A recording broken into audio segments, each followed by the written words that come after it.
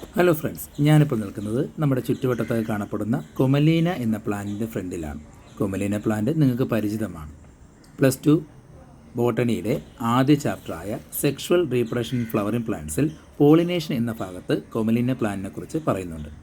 അതിൽ നിന്നും നമുക്ക് ഇത്തവണ ഒരു ക്വസ്റ്റ്യൻ സെക്കൻഡ് ടെർമിനൽ എക്സാമിനേഷനും ഉണ്ടായിരുന്നു. ഈ പ്ലാന്റിൽ നിങ്ങൾ കാണുന്ന നീല നിറത്തിലുള്ള മനോഹര പുഷ്പങ്ങളാണ് chasmogamous flowers. Chasmogamous flowers are opened flowers with exposed stigma and anthers.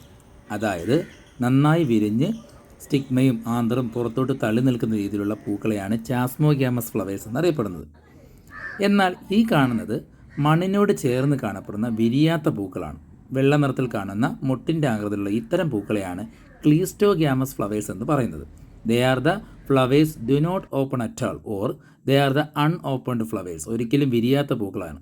അപ്പോൾ അതിൽ ആ ക്വസ്റ്റ്യൻ ഒന്ന് ശ്രദ്ധിച്ച് നോക്കാം. Cleistogamous flowers produce assured seed set in the absence of pollinators. Y?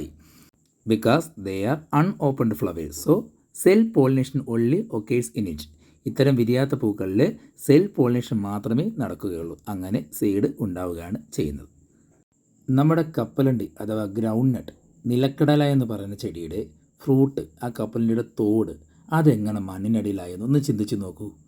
കപ്പലിൻ്റെ ചെടിയിലും ക്ലീസ്റ്റോഗ്യാമസ് ഫ്ലവേഴ്സ് ഉണ്ട്. ആ ചെടിയിൽ പോളിനേഷൻ നടക്കുമ്പോൾ ആ ക്ലീസ്റ്റോഗ്യാമസ് ഫ്ലവേഴ്സ് പോളിനേഷൻ കഴിഞ്ഞ് ഫ്രൂട്ടാവുകയും അതിനകത്ത് സീഡ് ഉണ്ടാവുകയും ചെയ്യും. അതാണ് നമ്മൾ കഴിക്കുന്ന കപ്പലണ്ടി.